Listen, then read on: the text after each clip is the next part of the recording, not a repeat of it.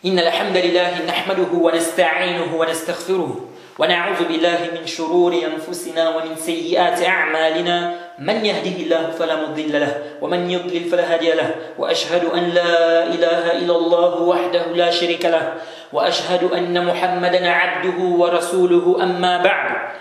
Louange à Allah, le créateur des cieux et de la terre, on le loue tout ce qu'il nous accorde comme bien, comme grâce. On lui demande de prier son prophète Mohammed, sallallahu alayhi wa sallam, sa famille, ses compagnons et tous ceux qui les ont suivis jusqu'au jour de la rétribution. Celui qu'Allah a guidé, personne ne peut l'égarer. Celui qu'Allah a égaré, personne ne peut le guider. Alors nous sommes toujours dans l'explication des fondements de la sunna de l'imam Ahmed ibn Hanbal, rahimahullah. Alors je crois qu'on est au 42e cours. On demande à Allah subhanahu wa ta'ala de nous faciliter afin qu'on puisse terminer l'explication de ce livre. On est déjà en train d'aller vers la fin du livre. Alors l'imam Ahmed ici va nous parler d'un des points les plus importants de la croyance des gens de la sunna. Et comme a dit le Cheikh Al-Fawzan, hafizahullah, il a dit beaucoup de gens se sont égarés sur cette question. Beaucoup de gens se sont égarés sur cette question. Naam, le cheikh a raison. Pourtant, les preuves sont claires sur le sujet. Les preuves sont claires sur le sujet. Et on a de nombreuses preuves sur le sujet. Malgré ça, des gens se sont égarés. Malgré ça, des gens suivent des choses ambiguës sur la question. Et oui, Allah guide qui il veut et il égare qui il veut. Celui qu'Allah a guidé, personne ne peut l'égarer. Celui qu'Allah a égaré, personne ne peut le guider. Personne ne peut le guider. Allah guide qui il veut et il égare qui il veut. Toutefois, la personne doit prendre des causes afin qu'Allah subhanahu wa ta'ala lui facilite à suivre la bonne voie, à suivre les avis justes. Tu veux qu'Allah te facilite, tu veux qu'Allah te guide, il faut prendre les causes. Déjà, il faut savoir que c'est Allah qui guide. Et ici, je parle de Hidayat al-Tawfiq. C'est Allah qui guide. Et donc ne crois pas que c'est par ton intelligence, par ta force. Tu peux être très intelligent, tu peux être intelligent. Si Allah subhanahu wa ta'ala ne t'a pas facilité, si Allah subhanahu wa ta'ala ne t'a pas facilité la guider, tu ne peux pas être guidé. Abadan.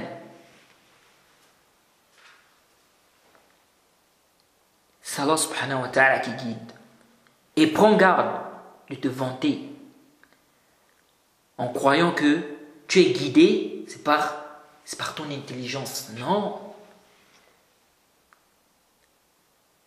Si tu es sur le haqq, si tu es sur le droit chemin, c'est Allah subhanahu wa ta'ala qui t'a facilité.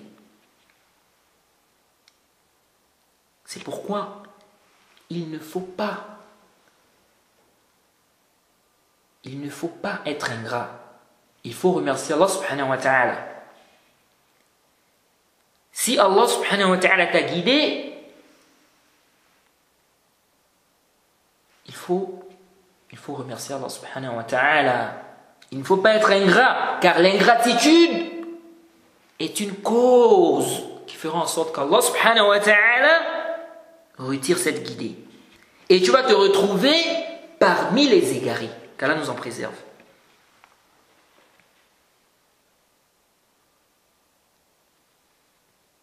Et les gens qui sont égarés, certains parmi eux savent qu'ils suivent une mauvaise voie. Certains parmi eux savent qu'ils suivent une mauvaise voie. Il sait qu'il n'est pas sur le haqq, il sait qu'il est sur le batil, il sait qu'il est sur le faux. Mais il reste quand même là à cause de quoi? La passion, parfois des intérêts, de dunya. Et il y a des gens qui sont égarés. Il y a des personnes égarées. Elles pensent qu'elles sont sur le droit chemin. Elles sont égarées, mais elles pensent qu'elles sont sur le droit chemin. Qu'Allah nous en préserve. Tu es sur le batil, tu es sur le faux, tu penses que tu es sur le haqq. Pourquoi? Parce que tu es devenu aveugle. Pas aveugle des yeux, mais aveugle du cœur. Tu es devenu aveugle. Les gens voient que tu es égaré. Les gens savent que tu es égaré. Mais toi, tu crois que tu es sur le haqq. Tu crois que tu es sur la vérité. Tu crois que tu es sur le bon chemin. Alors que tu es sur le batil. Tu es sur le faux. C'est grave. Et ne crois pas que parce qu'Allah subhanahu wa ta'ala t'a facilité, ne crois pas que parce que aujourd'hui tu es sur le haqq, tu es salafi, ne crois pas que tu ne peux plus t'égarer. Ne crois pas cela. Non mon frère. Tu peux t'égarer à n'importe quel moment. Ce n'est pas parce que tu es sur le haqq que ça veut dire que tu ne peux plus t'égarer. Le serviteur doit avoir peur.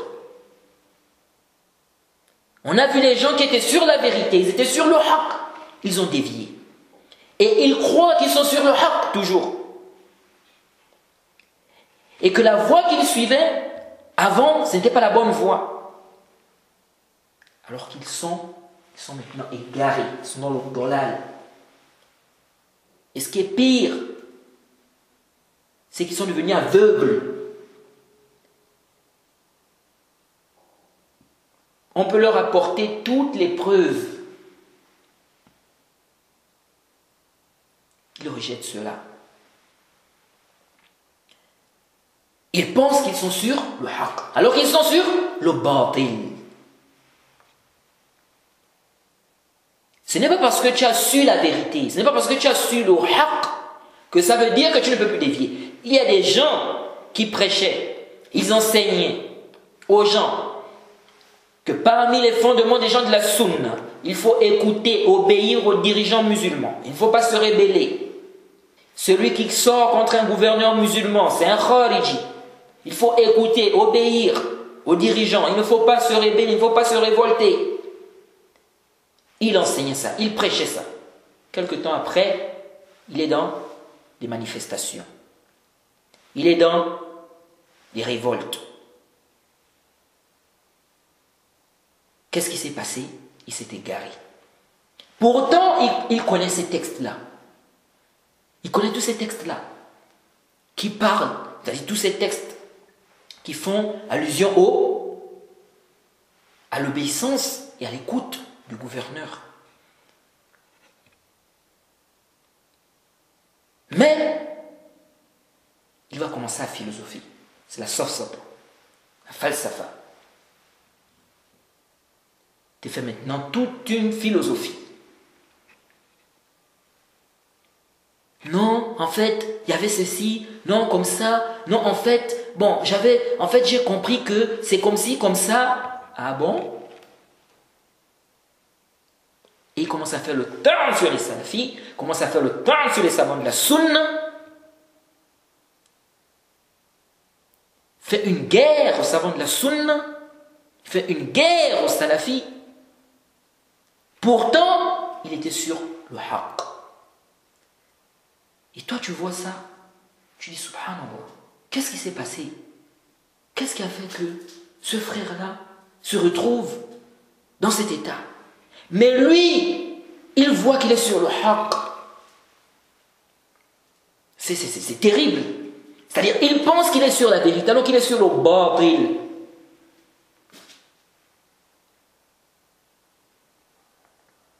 Le serviteur doit avoir peur. Tu ne dois pas te dire non parce que Allah t'a facilité, que tu es sur le haqq, tu es sur la vérité, c'est fini. Il faut toujours demander à Allah subhanahu wa ta'ala de te raffermir sur le haqq, de te raffermir sur la sunna. Il faut demander à Allah subhanahu wa ta'ala de te faire mourir sur la sunna, de te faire mourir sur le tawhid.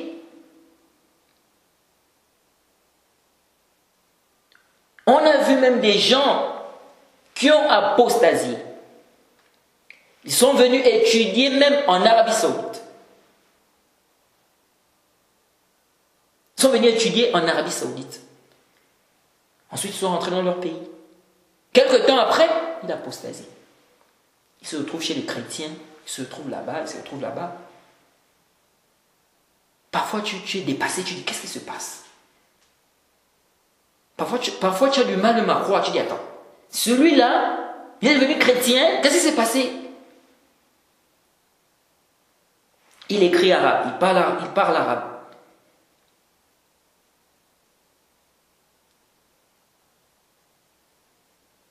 Quelqu'un a même côtoyé des savants de la sunna, des savants salafis. Il arrive là-bas dans son pays, il sort de l'islam. Qu'est-ce qui s'est passé? Le serviteur doit avoir peur. Tu dois demander à Allah subhanahu wa ta'ala de te maintenir sur le haqq jusqu'à la mort.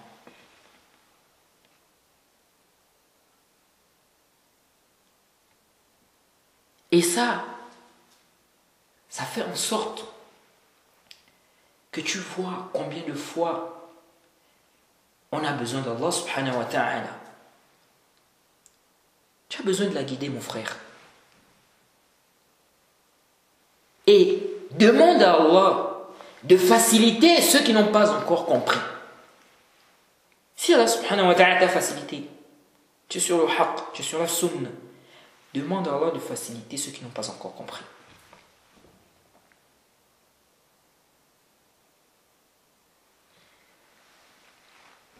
Et si tu veux qu'Allah subhanahu wa ta'ala te facilite, il faut être sincère. Il faut être sincère. Il faut la sincérité. Naam, ce n'est pas facile, mais tu dois combattre. Tu dois combattre. Il faut la sincérité. Tu dois demander à Allah subhanahu wa ta'ala de te faciliter la sincérité. Tu fais les adorations, pourquoi? Pourquoi tu adores? Pourquoi tu fais telle adoration? C'est pourquoi? Pourquoi tu étudies? Est-ce que tu étudies pour Allah? Ou tu étudies pour qu'on dise que lui là c'est un talib al-ilm? Ou bien pour qu'on dise que celui-là a beaucoup de science? Pour que les gens te fassent des éloges? Quel est ton but? Pourquoi tu étudies? Pourquoi tu fais telle adoration? Pourquoi tu fais telle adoration? Pourquoi tu fais telle adoration? Tu dois t'interroger. Il faut la sincérité. Et tout ceci, tu ne peux l'avoir que si Allah te facilite. Il faut demander à Allah subhanahu wa ta'ala de te faciliter. Qu'il t'accorde la sincérité. Toi, ne regarde pas les gens. Ne regarde pas les gens. Ils te font des éloges, ils ne te font pas des éloges. Ils disent ceci, ils ne disent pas cela. Toi, ce qui t'intéresse, c'est le suivi du haqq. C'est le suivi de la sunna. C'est faire ce qui plaît, ce qu'Allah subhanahu wa ta'ala agrée. C'est ça. Fais ce qu'Allah subhanahu wa ta'ala agrée.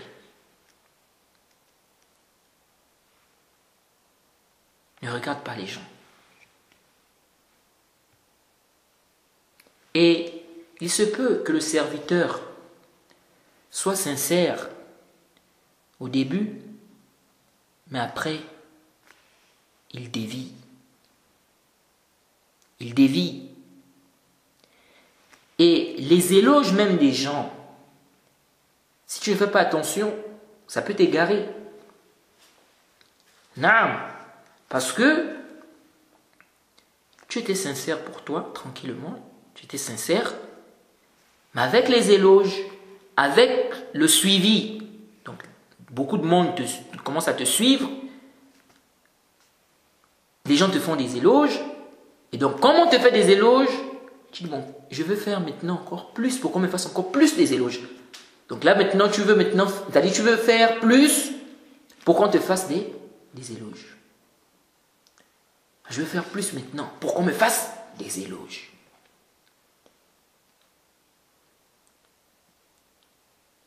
Il faut faire très attention.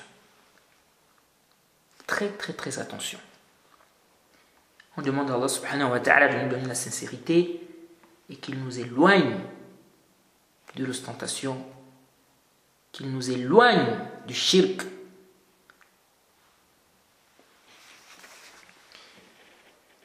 Il y a un point ici que certaines personnes négligent. Si tu veux qu'Allah subhanahu wa ta'ala te facilite dans le suivi du haqq, dans le suivi de la vérité, il faut t'écarter des péchés. Il faut la crainte. Il faut la crainte.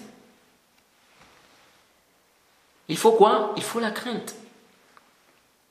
Allah subhanahu wa ta'ala dit Ya ayyuhalladhina amanu in tattaqullaha yaj'al lakum furqanan wa yukaffir ankum sayyi'atikum wa yaghfir lakum. Allah subhanahu wa ta'ala dit, c'est une traduction rapprochée, c'est sourate 8, verset 29. Allah subhanahu wa ta'ala dit, c'est une traduction rapprochée, ô vous qui avez cru. C'est une traduction rapprochée, Allah subhanahu wa ta'ala dit, ô vous qui avez cru, si vous craignez Allah, il vous accordera la faculté de discerner. Donc entre le bien et le mal. Vous effacera vos méfaits et vous pardonnera. Oh, vous qui avez cru, si vous craignez Allah, il va vous accorder Furqan. Il vous effacera vos méfaits et il va vous pardonner. Il vous pardonnera. Donc tu veux qu'Allah subhanahu wa ta'ala t'accorde le discernement, il faut craindre Allah. C'est pourquoi j'ai vraiment aimé une parole de l'imam Ahmed. J'ai vraiment aimé cette parole. C'était rapporté dans Tarikh al-Baghdad,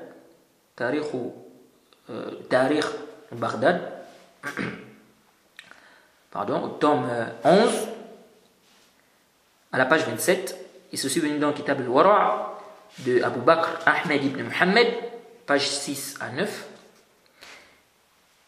Il dit ceci, Abu Bakr dit Sami'tu Fatha ibn Abil Fath يقول لأبي عبد الله في مرضه الذي مات فيه ادعوا الله أن يحسن الخلافة علينا ادعوا الله أن يحسن الخلافة علينا بعدك وقال له من نسأل بعدك قال سل عبد الوهاب وأخبرني من كان حاضرا أنه قال له إنه ليس له اتساع في العلم فقال أبو عبد الله إنه رجل صالح مثله يوفق لإصابة الحق الله أكبر. Il dit, donc Abu Bakr dit qu'il a entendu Fath ibn Abil Fath dire à l'imam Ahmed lorsqu'il était malade, la maladie sur laquelle il est mort. Il lui a dit Ud'u Allah, invoque Allah, demande à Allah qu'il nous facilite quelqu'un après toi, donc vers qui on va revenir, c'est-à-dire quelqu'un dont on va profiter, hein, quelqu'un de bien. Il lui a dit, on demande à qui après toi? C'est-à-dire, on va revenir vers qui après toi?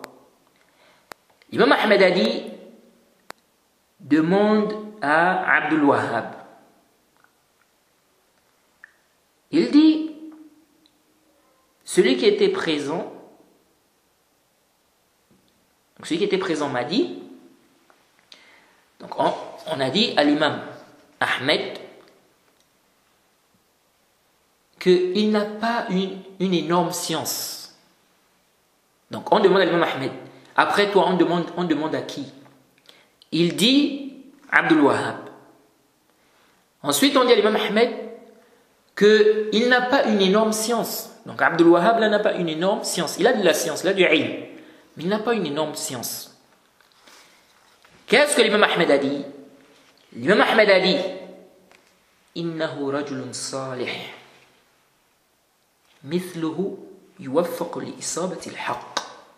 Il a dit, c'est un homme pieux. Quelqu'un comme ça, Allah lui facilite à suivre ce qui est juste, à suivre la vérité. C'est un homme pieux, quelqu'un comme ça, Allah lui facilite à suivre la vérité. Allahu Akbar. Vous voyez? Donc il faut la crainte d'Allah subhanahu wa ta'ala. Si tu veux qu'Allah subhanahu wa ta'ala t'accorde le discernement, qu'Allah nous facilite et qu'il nous donne, qu'il nous accorde, qu'il nous facilite la crainte. Alors, l'imam Ahmed a dit, والسمع والطاعة للأئمة وأمير المؤمنين البر والفاجر ومن ولي الخلافة واجتمع الناس عليه ورضوا به ومن عليهم بالسيف حتى صار خليفة وسمي أمير المؤمنين والغزو ماض مع الأمراء إلى يوم القيامة البر والفاجر لا يترك وقسمة الفيء وإقامة الحدود إلى الأئمة ماض ليس لأحد أن يطعن عليهم ولا ينازعهم ودفع الصدقات إليهم جائزة نافذة من دفعها إليهم أجزأت عنه برا كان أو فاجرا وصلاة الجمعة خلفه وخلف من ولاه جائزة باقية تامة ركعتين من أعادهما فهو مبتدع تارك للآثار مخالف للسنة ليس له من فضل الجمعة شيء ليس له من فضل الجمعة شيء إذا لم يرى الصلاة خلف الأئمة من كانوا برهم وفاجرهم فالسنة بأن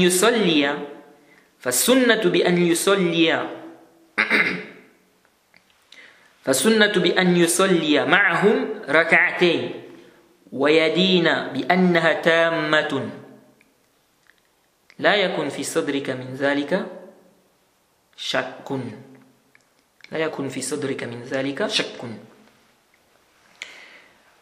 Alors Imam Ahmed a dit l'écoute et l'obéissance envers les imams et les l'émir des croyants. Donc c'est-à-dire parmi les fondements des gens de la sunna. Parce que l'imam Ahmed a dit au début les fondements de la sunna chez nous. Jaïd. Donc parmi les fondements des gens de la sunna, l'écoute et l'obéissance envers les imams et les l'émir des croyants. Ça, c'est un point qui est très important. Et c'est là où le Cheikh Al-Fawzan, hafizahullah, a dit, il a dit que cette question-là, beaucoup de gens se sont égarés concernant cette question. La question de l'obéissance et l'écoute aux dirigeants, bien à ceux qui détiennent l'autorité. Donc, parmi les fondements des gens de la sunna, l'imam Ahmed dit l'écoute et l'obéissance envers les imams et les l'émir des croyants. Donc ça fait partie des fondements des gens de la sunna. Ça fait partie des fondements des gens de la sunna. Il y a des gens au pays, au Gabon, quand tu parles de ce sujet-là, ils commencent à s'énerver. Ça, c'est parmi les fondements des gens de la sunna. Qu'est-ce qui t'énerve ici? Qu'est-ce qui t'énerve ici? Tu fais partie de ceux-là qui appellent les gens aux révoltes.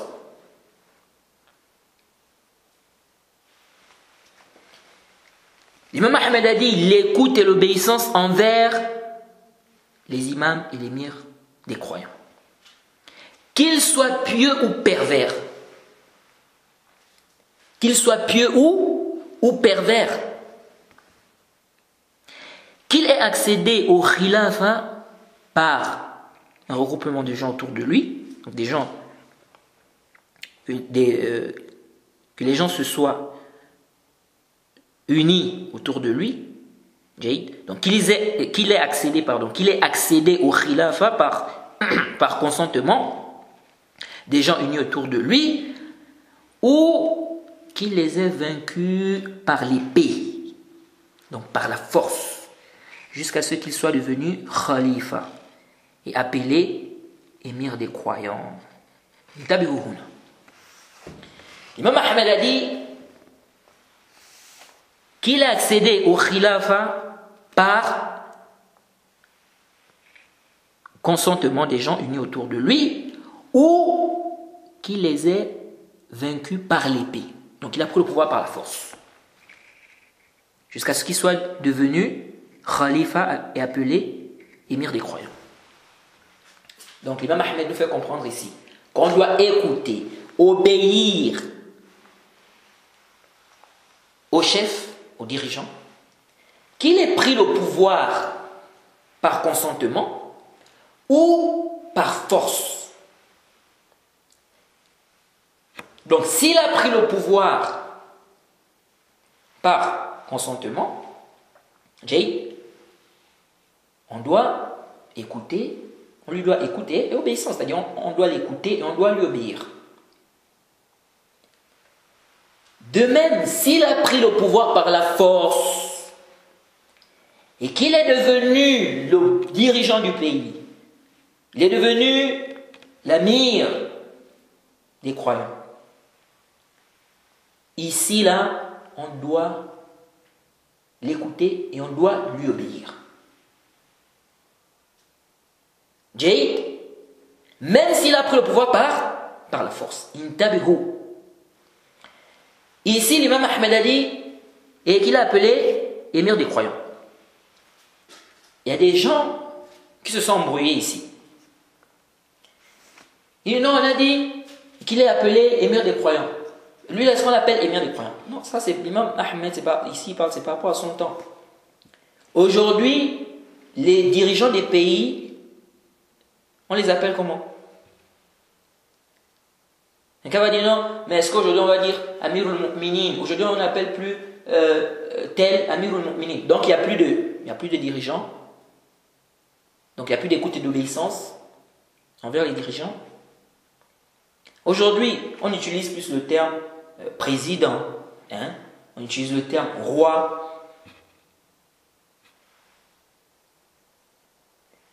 C'est pourquoi j'ai discuté avec un frère une fois. Il me disait non, moi je ne peux pas appeler celui-là la mère des croyants. Yahri Barakalofik. C'est un musulman, oui ou non? Il me dit oui, c'est un musulman. Khalas. C'est lui le dirigeant du pays. Non, c'est lui le dirigeant du pays. C'est fini. Il est musulman. C'est lui le dirigeant du pays. C'est lui le wali al-amr. Donc tu l'appelles président, roi, je ne sais pas, dirigeant ou quoi. Ça ne change pas la réalité. Il est musulman? Oui, il est musulman. C'est lui qui dirige le pays? Oui. Intaha. C'est lui qui a le pouvoir dans le pays? Non, c'est fini. C'est lui le wali al-amr.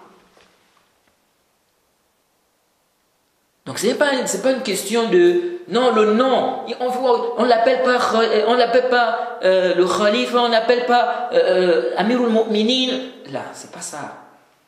La réalité de la chose, c'est ce qui compte ici. Ça, ce sont des appellations. Je dis Amirul Mu'minin, c'est le roi, c'est le président. Ce sont des appellations. La réalité, c'est quoi la réalité?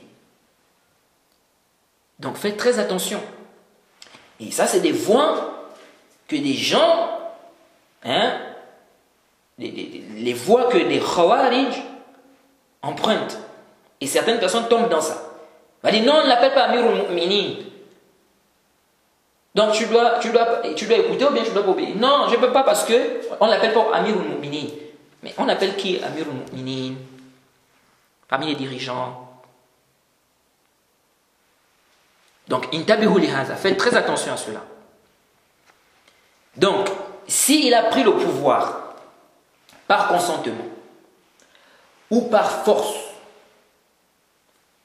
et qu'il a le pouvoir, c'est-à-dire dans le pays, c'est-à-dire il est devenu, c'est lui maintenant le dirigeant. Donc, ici, l'imam Ahmed a dit, on l'appelle Amirul Mu'minin. Mais aujourd'hui, par exemple, il prend le pouvoir par la force, on l'appelle maintenant le président de ce pays-là. On va dire... je ne sais pas quel pays je peux prendre en exemple. Bon, on va pas prendre l'exemple d'un pays. Disons, quelqu'un, non, un pays spécifique quoi. Quelqu'un va prendre le pouvoir d'un pays A. Ok? Il prend le pouvoir dans un pays qu'on appelle le pays A. Il prend le pouvoir dans ce pays-là par la force. Par la force. Quand il a pris le pouvoir, il s'est installé, il a le pouvoir, la population, les gens sont devenus, les gens sont faibles face à lui, parce qu'il a des armes, etc. et tout ça. Donc il a pu s'installer. C'est lui qui dirige maintenant le pays, c'est lui qui donne les ordres, etc. Il a le commandement dans le pays, etc. Ici, là, on dit quoi? On dit que celui-là, du moment où il est musulman, c'est vrai qu'il a pris le pouvoir par la force, mais du moment où il est musulman, il s'est installé et qu'il est devenu, c'est-à-dire, on le considère déjà comme le président de ce pays. Khalas, tu dois écouter et obéir. Tu dois lui obéir et tu dois l'écouter.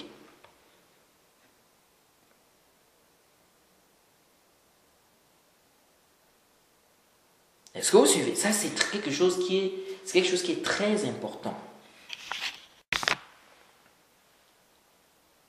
Donc, et ça, c'est un point pourquoi je précise, j'insiste ici là sur ça.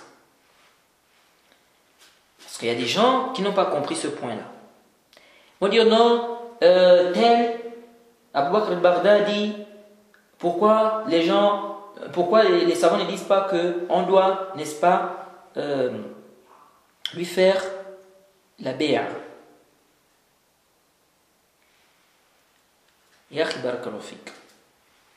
dire non, mais il a pris le pouvoir, on va dire qu'il a pris le pouvoir par la force et tout. Non, tu n'as pas compris. Il a pris quel pouvoir d'abord lui? Quel pouvoir il a pris? Si quelqu'un arrive dans un endroit, Jade, il est un endroit, par exemple, voilà, on a tout un pays. Lui, il s'est installé dans un petit endroit. Et là encore, les gens résistent. Donc, ce n'est pas lui qui a il n'a pas le pouvoir dans le pays. Les gens résistent. Donc il ne s'est pas encore installé pour dire que les gens maintenant sont devenus, comment dirais-je, ils sont faibles face à lui. Non. Il est combattu de par-ci, de par-là, il n'arrive pas à installer son pouvoir. Il n'arrive pas à installer son pouvoir. Donc, ça, on ne dit pas que lui, là, il a pour le pouvoir par la force. Non. Il faut que la personne s'installe. La personne, c'est-à-dire, on va dire, la personne a le pouvoir dans le pays. Les gens sont faibles face à la personne. La personne a le pouvoir. C'est elle qui dirige. C'est elle qui ordonne. Mais quelqu'un, il est dans un petit endroit, il a un peu, on va dire, disons, il a peut-être massacré des gens, Jay, dans un petit endroit, mais il n'a pas le pouvoir dans le pays. Les gens résistent, les gens, n'est-ce pas, les gens le combattent. Lui-même, il est dans des difficultés pour vraiment s'en sortir. Et quel pouvoir on dit, lui là, il a pour le pouvoir? Non, c'est pas comme ça. Il vient dans le pays, il prend le pouvoir par la force, il s'installe. Les gens sont faibles face à lui. Il a le pouvoir, il a la force dans le pays. Là, on dit, non, c'est fini, il a pris le pouvoir, il est devenu le dirigeant. Mais quelqu'un est là, les gens sont en train de résister, les gens sont en train, lui-même, il est bombardé, il est attaqué, lui-même il fuit, même il va là-bas, il va là. Ça, c'est on va dire quel pouvoir il a pris dans le pays. Donc, il tape pour les hasards. Non, celui qui va prendre le pouvoir par la force, il tue les gens, massacre les gens, il prend le pouvoir par la force, il a tué les gens et tout. Non, nous disons que ce qu'il a fait là n'est pas permis. Il a massacré des gens, il a tué des gens, ce n'est pas permis, ça c'est même un pervers celui-là. Mais si il a déjà pris le pouvoir, il s'est déjà installé, ça veut dire qu'il a le pouvoir dans le pays, il a la force, il a le pouvoir dans le pays, il s'est installé.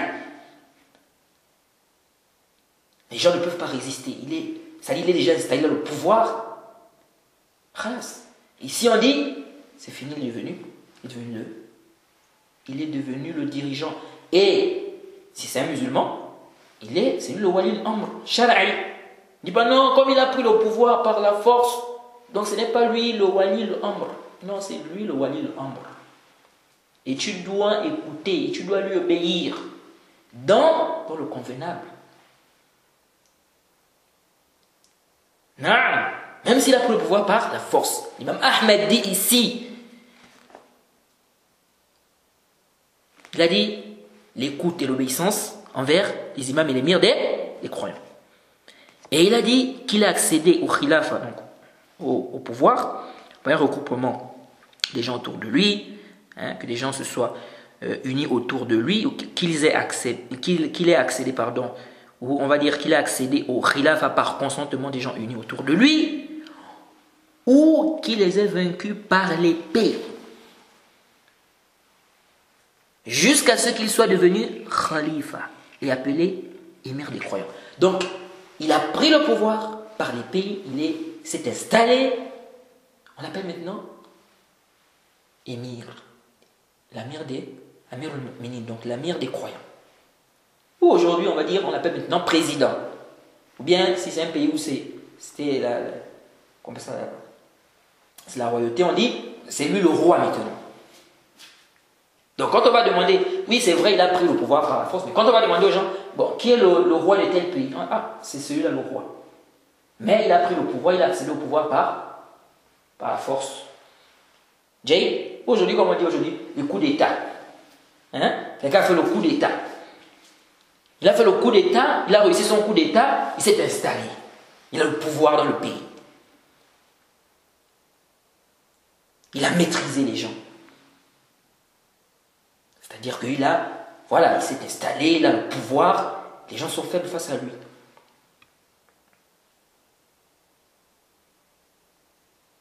Donc si on demande, c'est qui le président de tel pays? On va dire c'est tel. Mais il faut savoir qu'il a accédé au pouvoir par Donc quelqu'un va dire, c'est tel, mais il a accédé au pouvoir par quoi? Par la force. Là, Ishkal, il a accédé au pouvoir par la force, il a tué des gens et tout, ça c'est pas permis. Mais, du moment où il s'est déjà installé, il a le pouvoir, il a la force et tout ça, khalas. Jade, ça, c'est un point qui est très important, les frères. Très important.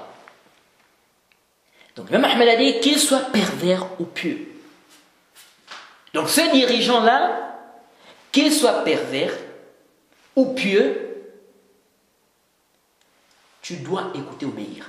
Qu'il a accédé au pouvoir par consentement ou par la force. Et on va voir. On va même voir. Devant, peu importe même le moyen par lequel il va accéder au pouvoir, s'il s'est installé, là il a le pouvoir, il est devenu, c'est-à-dire il s'est installé, il est maintenant, c'est lui le dirigeant du pays, le président du pays, khalas. Tu dois écouter et obéir. Tu ne dois pas te rebeller contre lui. Donc même s'il a pris le pouvoir par les élections, parce qu'il y a des gens aujourd'hui, non, bon, les élections c'est haram, non. Nous sommes d'avis qu'il n'est pas permis de voter, que ce système-là n'est pas permis. Il y en a qui disent, oui, bon, il a pris le pouvoir à travers les élections et tout, donc il n'y a pas de sam'a pour lui. Ou bien il n'y a pas de bé'a pour lui. Qu'est-ce que ça? Imam Ahmed ici te dit qu'il les a vaincus par l'épée.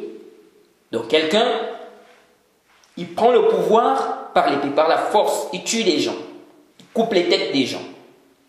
Hein? Il tue les gens, il coupe les têtes des gens, il a le pouvoir dans le pays, il s'installe, il devient le dirigeant dans le pays. On dit celui-là, il est devenu le dirigeant de ce pays, il est devenu Amirul Mu'minin, comme Ahmed a dit, il est devenu Amirul Mu'minin. Tu dis non, celui-là on peut écouter, obéir. Mais s'il prend par les élections, non. Qu'est-ce que c'est? Donc lui, il a pris le pouvoir en coupant les têtes des gens, en tuant les gens, en massacrant les gens. Tu dis, oui, on doit écouter, obéir. Celui-là, comme ce n'est pas des élections, non. Qu'est-ce que c'est? Ça, c'est l'égarement. Ça, c'est l'égarement. Je ne connais aucun savant de la Sunna, aucun qui a dit que si le dirigeant prend le pouvoir par les élections, qui s'installe, qui est devenu le dirigeant du pays, le président du pays par exemple, si c'est un musulman, je ne connais aucun savant qui dit que celui-là ce n'est pas le wali al-amr. Pourquoi ce n'est pas le wali al-amr? Parce qu'il a pris le pouvoir par les élections. Il faut apprendre les fondements des gens de la sunna. C'est très important. Et les mubtadi'in, les innovateurs, ne supportent pas. Ils ne supportent pas ça. Tu vas prêcher ça, tu vas enseigner ça dans une mosquée. Tu verras que les mubtadi'in, les khawarij, les gens qui suivent la voie du khuruj, etc., ils vont s'énerver. Ou ils vont sortir. Non, partez, partez. Partez. Je préfère être avec des gens qui suivent la sunna, qui suivent le haqq, qui suivent la voie des salafs, qui suivent les savants de la sunna, même s'ils sont un peu.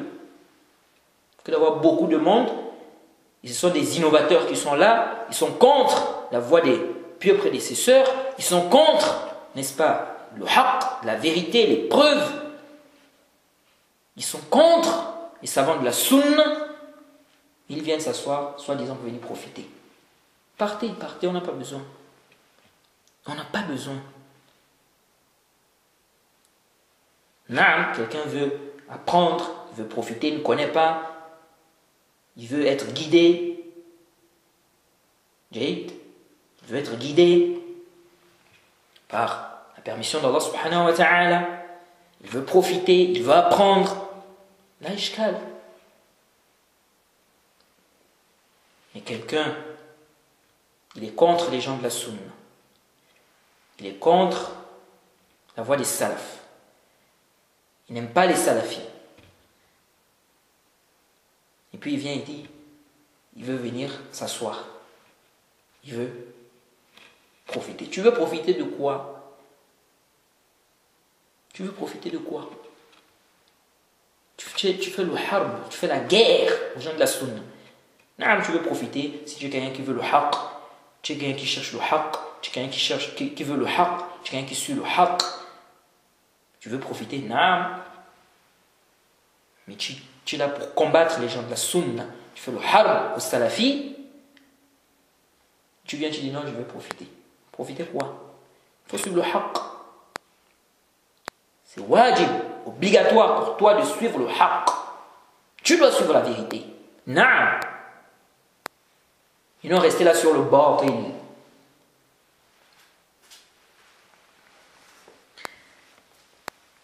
Alors,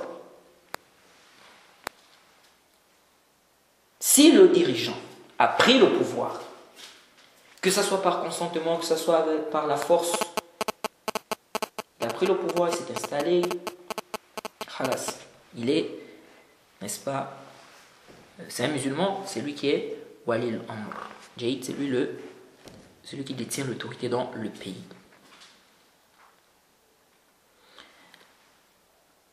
J'ai beaucoup répété ce point-là, parce que c'est un point qui est très important.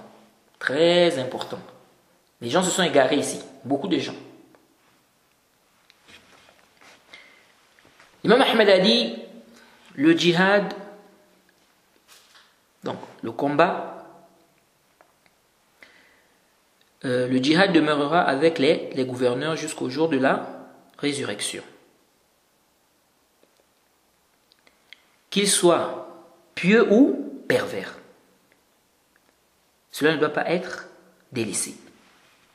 Donc l'imam Ahmed ici a parlé du djihad. Donc le djihad se fait avec l'imam, avec le dirigeant. Avec le dirigeant.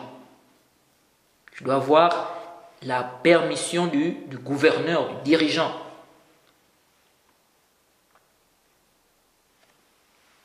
C'est pourquoi on va voir que c'est cette histoire de assises secrètes ou les assises de concertation où on empiète sur un droit du dirigeant, du gouverneur. Ça, ce sont des assises qui ne sont pas en conformité avec la sunna. Ce n'est pas en conformité avec les textes. Et Inch'Allah, on va détailler cela, on va expliquer pourquoi. Alors, intabihu, l'imam Ahmed ici a dit le combat, le djihad demeurera avec les gouverneurs jusqu'au jour de la résurrection. Qu'ils soient pieux ou pervers. L'imam Ahmed, il répète encore ça. Qu'ils soient pieux ou pervers. Et on va voir que l'imam Ahmed répète ça beaucoup. Parce que c'est là où se trouve le véritable problème. Le problème avec les khawarij, ceux qui se rebellent et tout, ce n'est pas sur le dirigeant qui est pieux. C'est pas là l'ishkal. Le problème, c'est celui qui est pervers là. Ah, c'est là le problème. On doit écouter ce dirigeant-là et obéir à ce dirigeant-là dans le convenable, oui ou non? C'est là le problème. Donc l'imam Ahmed répète ça bien. Qu'il soit pieux ou pervers. Al-barr ou al-fajir. Là, yutruk. Sinon, ça c'est un dirigeant qui est pervers, il consomme de l'alcool, il fait même le zina, hein, il fait ceci, il fait cela, tu dis il fait cela, il fait le zina, il fait comme ça, il fait comme ça. Barakallahu fik. Barakallahu fik. Même si, supposons, qu'il fait tout ce que tu es en train de dire là. C'est un kafir ou bien c'est un musulman? C'est un musulman. Mumtaz. Mumtaz, c'est un musulman, n'est-ce pas? Du moment où c'est un musulman, tu dois écouter et obéir. Et tu dis, fais zina. Tu as des preuves. Parce qu'il y en a aussi comme ça. Et ils accusent parfois des dirigeants concernant des choses, alors que le dirigeant est innocent. Non, il fait comme ça. Non, il fait comme ça. Alors que c'est faux. Les gens mentent. Oh, le roi a fait ceci. Le roi a fait cela. Oh, on a dit comme ça. On a dit comme ça. Qui a dit? Tu as eu ça où?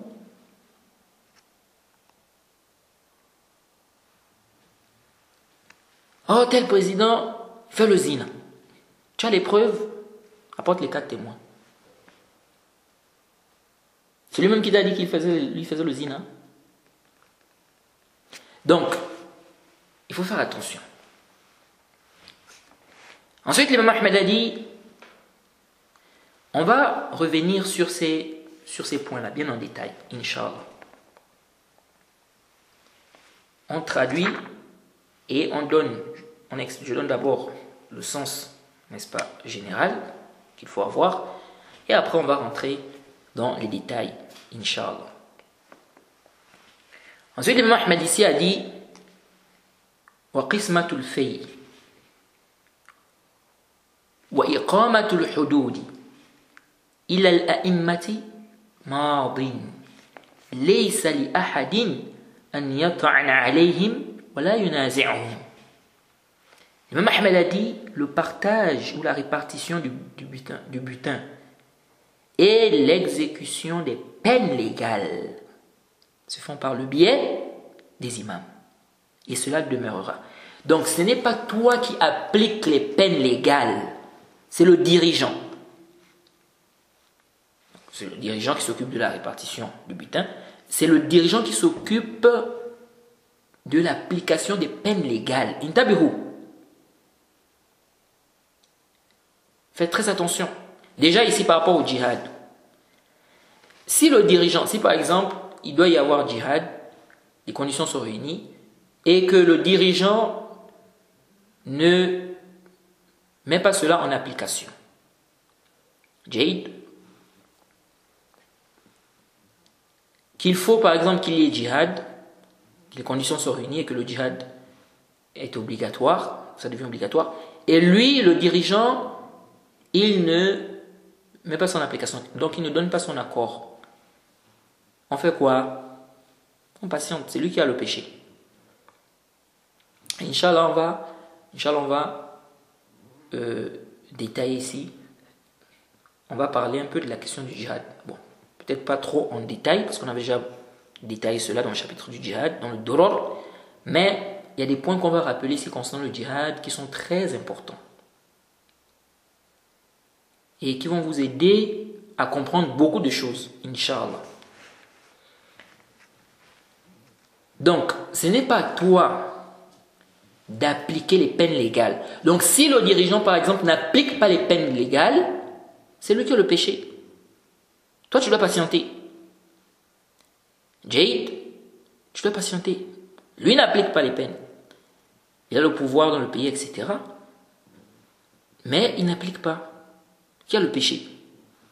C'est lui qui a le péché. Parce que ce n'est pas à toi d'appliquer ça. Quelqu'un a volé. C'est toi qui vas couper sa main? C'est pas toi. Quelqu'un a commis l'adultère. Tu dis non, comme il a commis l'adultère, on doit le lapider. Donc c'est nous qui devons le lapider. Non, ce n'est pas toi. Quelqu'un a tué volontairement. Comme il a tué volontairement, on doit aussi le tuer. Donc les parents du défunt ont dit qu'ils veulent qu'on le tue. Les héritiers, ils ont dit qu'ils veulent, ils disent qu'ils veulent qu'on le tue. Donc nous, on a décidé de le tuer. Non, ce n'est pas toi. Ça revient à qui? Ça revient au dirigeant. Et tu n'as pas le droit de disputer ce droit-là avec lui. Tu n'as pas le droit. Ça revient au dirigeant. Tu n'as pas le droit de disputer ce droit-là avec lui. Concernant l'application des peines, sauf l'exception qui est venue concernant l'esclave qui fait le zina. Mais ça, ce n'est pas l'objet du dars ici, l'objet du cours, ou bien ce n'est pas le sujet en fait. Jaïd. Ça, c'est dans les tafasul quand on parle des questions de hudud, etc. Ce qui nous intéresse ici, c'est que la personne doit, c'est-à-dire que le musulman doit retenir qu'en ce qui concerne l'application des peines légales, ça revient au dirigeant, au gouverneur, c'est lui qui applique ça. Et il y a une grande sagesse dans ça. Parce que si on laisse tout le monde appliquer les peines légales, c'est le désordre. Ça va être un désordre total. Parce que tout le monde pourra venir, tel va venir, il va venir frapper l'autre, il tue l'autre, il coupe la main de l'autre, il coupe le pied. On vient, on trouve quelqu'un, le pied est coupé. Qu'est-ce qui s'est passé? Non, tel m'a fait ça. Pourquoi tu as fait ça? Il mérite ça, parce qu'il a fait ceci. L'autre va venir, la famille de là-bas, ils vont venir. Non, pourquoi tu as fait ça à un autre parent? Ils vont aussi appliquer ici. L'autre aussi, des autres aussi viennent. Oh, nous aussi on applique comme ça. Et ça va être le foufou, ça va être le désordre. C'est pourquoi même les koufars, regardez, même les koufars, ce n'est pas tout le monde qui punit. Si tu as commis quelque chose, on va te dire, ils vont te dire, il y a la loi qui est là, il y a un tribunal, il y a la police, il y a des gens qui sont chargés de cela. Donc c'est pas tout le monde. Et c'est pourquoi vous allez même voir, regardez ce qui montre que si on laisse aux gens, c'est tout un désordre. Vous allez voir dans certains pays,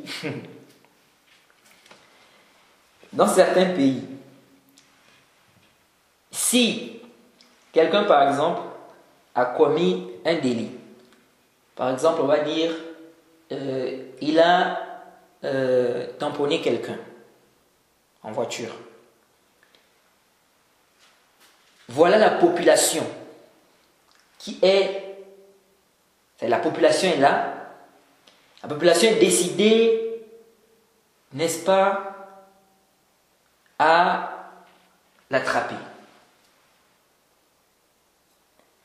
Ils ont décidé de l'attraper.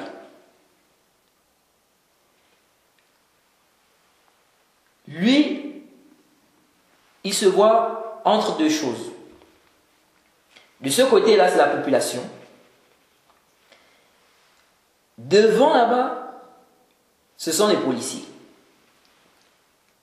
Et vous allez voir que dans certains pays, celui-là, il va lui-même aller même chez les policiers. C'est-à-dire, c'est lui-même qui va chez les policiers.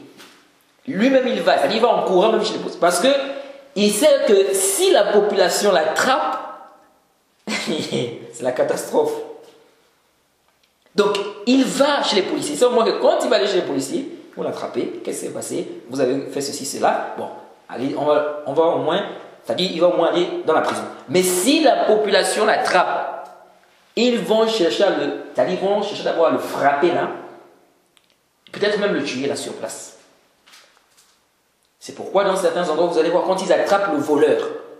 Le voleur, le mystère de si c'est les policiers qui l'attrapent, il est tranquille, il est bien. Mais si c'est la population, qu'est-ce qu'ils vont faire? Ils vont prendre ce voleur-là, ils vont prendre les roues des voitures, ils mettent du pétrole, mettent du feu, on prend le voleur, allez, dedans. Vous voyez? Alors que l'islam interdit de brûler quelqu'un, de brûler même les animaux. Donc ils vont mettre le feu, ils vont mettre le pétrole, le feu, ils vont brûler la personne. Donc lui-même il sait déjà que si la population m'attrape, vraiment c'est la catastrophe. Comme ils disent là, je suis foutu. Si la population m'attrape, donc il préfère, c'est lui-même qui va chez les policiers. Chez les policiers, attrapez-moi. J'ai fait ceci. Parce que les gens qui sont derrière lui là, parce qu'il sait, en fait, s'il va chez les policiers, qu'est-ce que les policiers vont faire? Les policiers vont empêcher la population de lui faire du mal. Vous voyez? Donc, il va chez les policiers. C'est-à-dire, c'est comme si il prend refuge. Donc, il va chez les policiers. Monsieur les policiers, vraiment, j'ai fait ceci, j'ai fait ça, j'ai fait cela. Vous voyez? Donc parfois tu peux être étonné. Tu vois des gens qui sont en train de poursuivre quelqu'un. Lui, il va se diriger chez les policiers. Ah, comment ça, il va chez les policiers? Non, il va chez les policiers. Parce qu'il sait que là-bas, n'est-ce pas, ils ne vont pas permettre à la population, n'est-ce pas, de le tuer ou bien d'agir sur lui. Vous voyez? Donc si on dit tout le monde se fait justice, c'est-à-dire que c'est chacun qui applique comme ça les sentences, ce sera un désordre. Parce que quelqu'un pourra même venir, tu es debout comme ça, dans un bus, on vient te couper la tête. Quelqu'un te coupe la tête. Oh, c'est comment? Non, j'ai un problème avec lui, donc j'ai décidé de couper sa tête. Oh, vous voyez? Et lui, les gens qui sont dans le bus peuvent même décider de le frapper et même de le tuer là. Vous voyez? Donc ça va être tout un désordre. Donc il faut quoi? Il faut que ça soit ordonné. C'est pourquoi même chez les koufars, ce n'est pas tout le monde qui applique. Vous voyez? Donc, l'application des peines légales, ça revient au gouverneur. C'est le gouverneur qui applique ça. Donc, il peut déléguer des gens. Il va dire, par exemple, toi, je suis par exemple chargé de, si quelqu'un, par exemple, si quelqu'un doit être fouetté, quelqu'un, par exemple, a commis le zina, les conditions ont été réunies et tout, il doit être fouetté, c'est toi qui fouette. Par exemple, si quelqu'un doit couper sa tête, c'est toi qui coupes sa tête. Donc c'est le gouverneur qui décide là.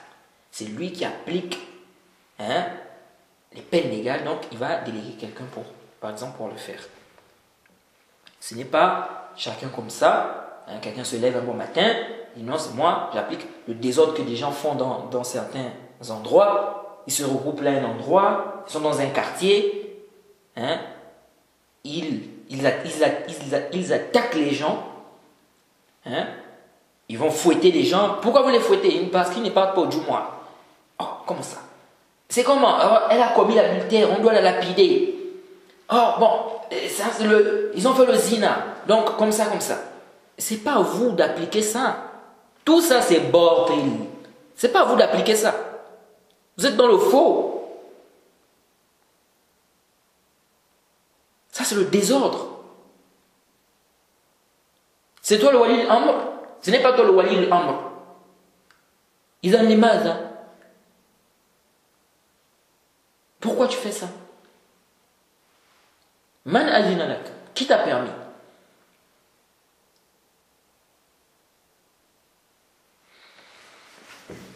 Alors, l'imam Ahmed a dit l'application des peines légales, Jade, donc la répartition du butin et l'exécution des peines légales, tout ceci, n'est-ce pas, se fait par le biais des imams et cela demeurera.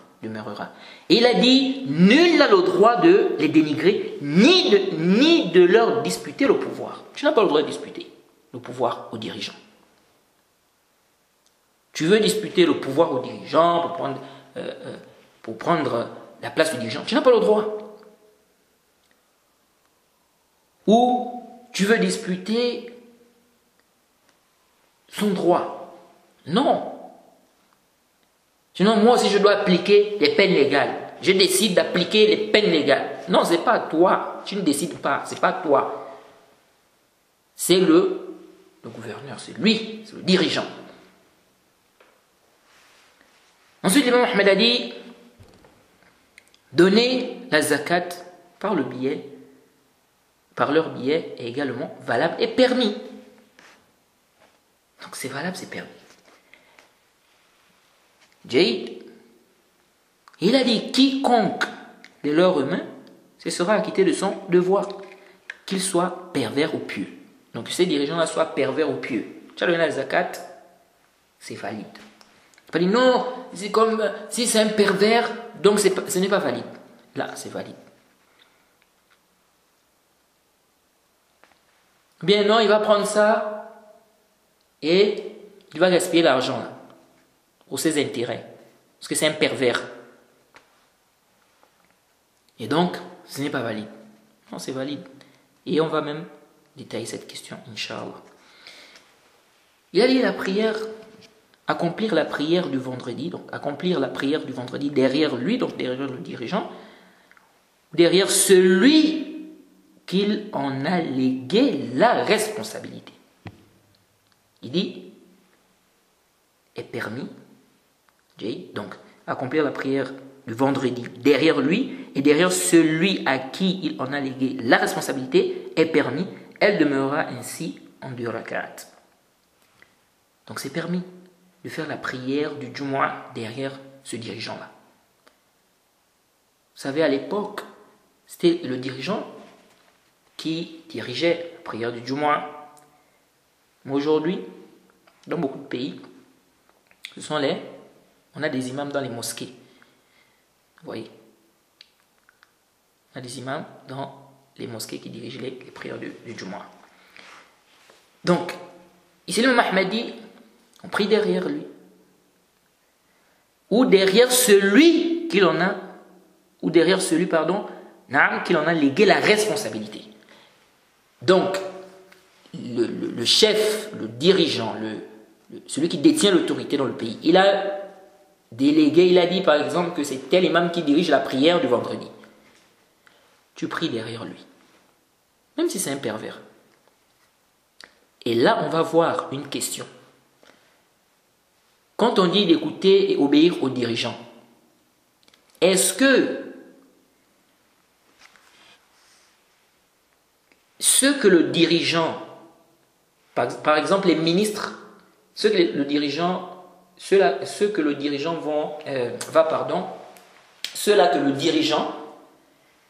va placer, comme par exemple ministre, est-ce que on doit aussi les écouter et leur obéir? C'est une question. Le dirigeant a des ministres, par exemple, le président, il a ses ministres. Est-ce qu'on dit l'écoute, l'obéissance, c'est seulement pour le dirigeant? Mais ces ministres-là, il n'y a pas d'écoute, il n'y a pas d'obéissance, on peut même les dénigrer en public. Cette question, on va détailler cela plus tard, Inch'Allah. Il a dit, quiconque les refait est un innovateur, c'est un mubtadi', c'est un innovateur en religion. Il délaisse les textes et contredit la sunna. Donc, il prie Jumu'ah derrière l'imam, ensuite, il refait encore les 2 rak'at. Kef. Parce que pour lui, l'imam, par exemple, c'est un pervers. On dit non. Même Ahmed a dit, s'il fait ça, il reprend encore la prière là. C'est un mubtadi', c'est un innovateur.